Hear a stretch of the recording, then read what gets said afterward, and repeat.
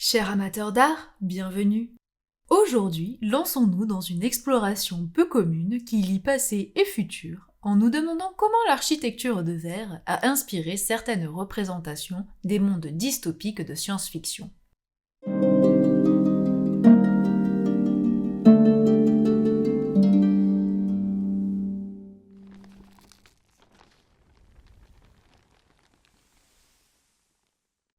Tout d'abord, commençons par le commencement, l'architecture de verre.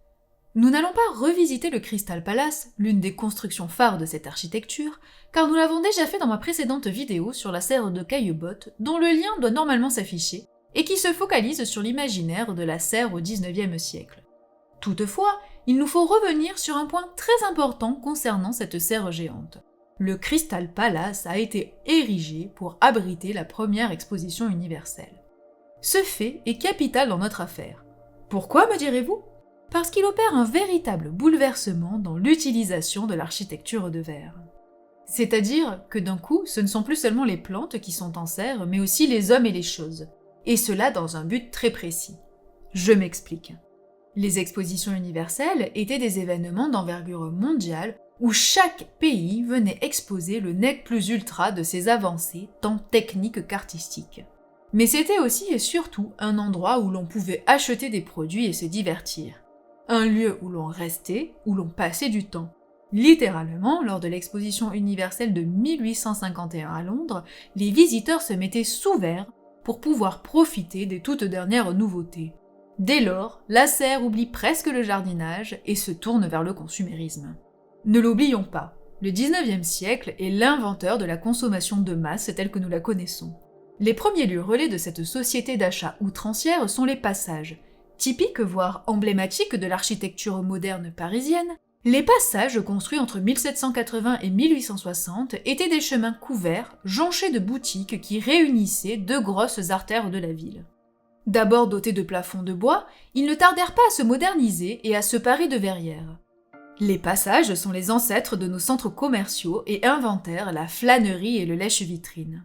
Ici encore, nous voyons que le rôle du verre, matériau phare de la modernité, est de première importance. Il est celui qui crée une atmosphère.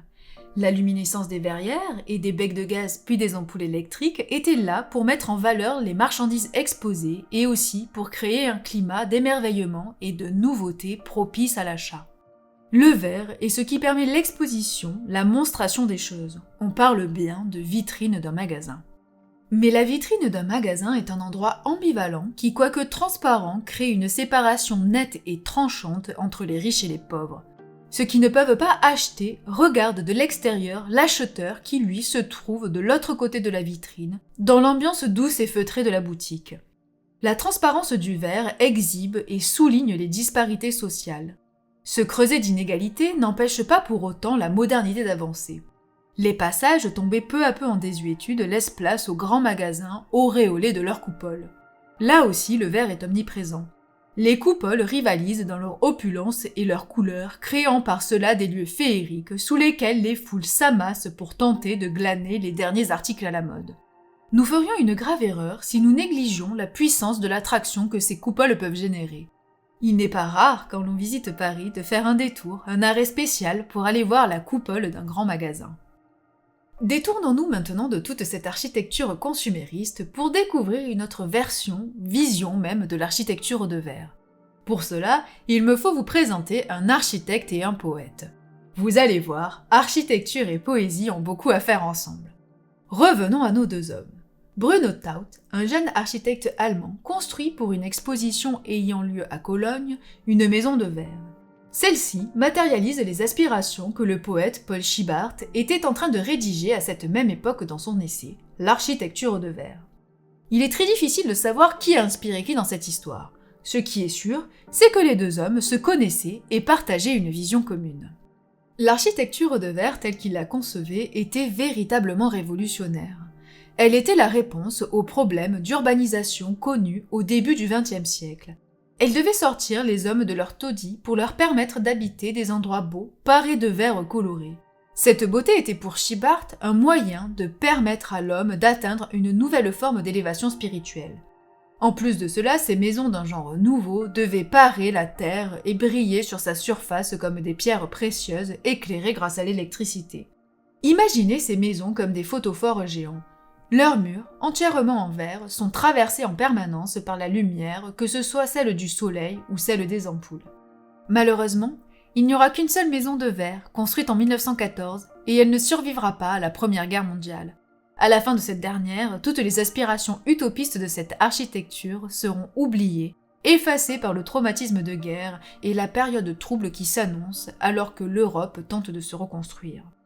Walter Benjamin, l'un des plus grands critiques de la modernité, connaisseur de l'œuvre de Scheerbarth mais aussi de l'architecture consumériste parisienne, entretiendra des sentiments pour le moins tranchés face à l'omniprésence du verre dans l'architecture moderne.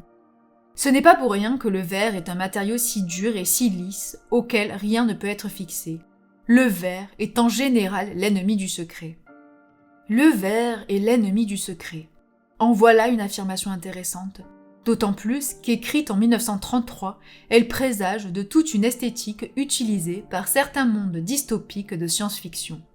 Pour illustrer ce fait, nous allons analyser la mise en scène filmique de deux œuvres, Minority Report de Steven Spielberg et Bodies de Paul Tomalin.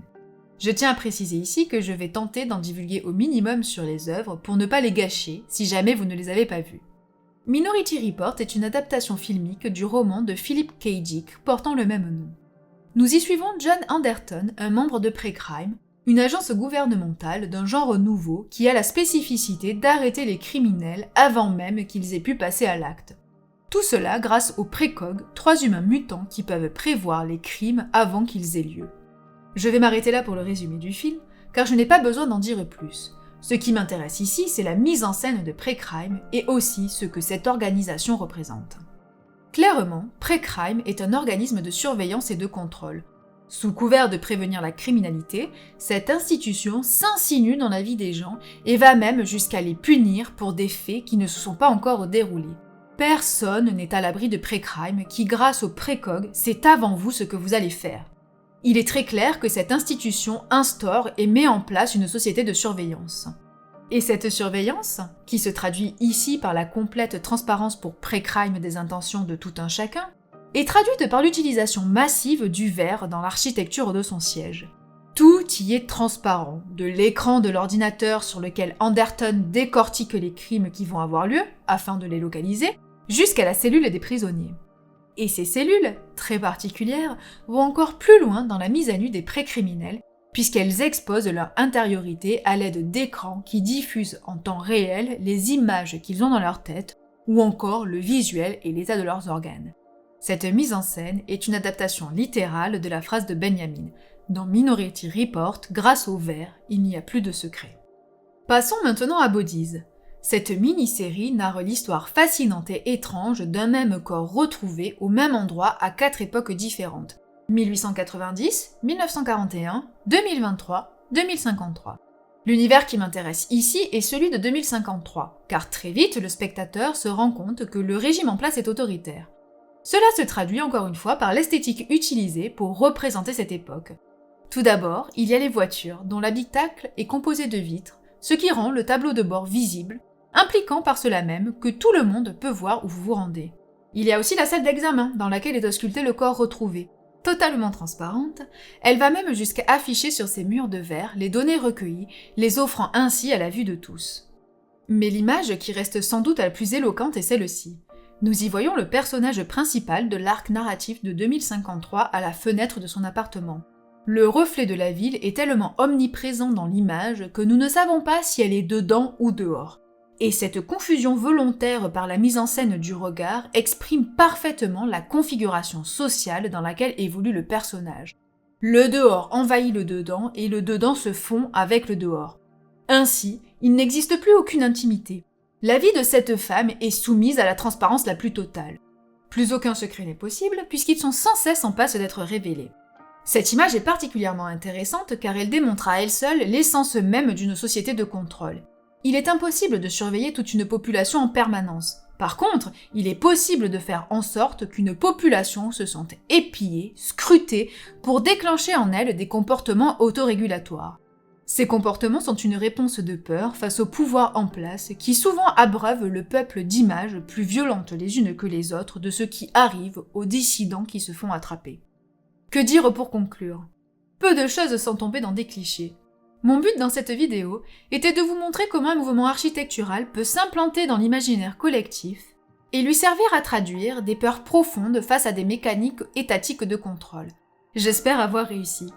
Si ce moment passé en ma compagnie vous a plu, n'hésitez pas à vous abonner, à commenter, liker la vidéo, cela m'aide à gagner en visibilité. Prenez soin de vous et à bientôt!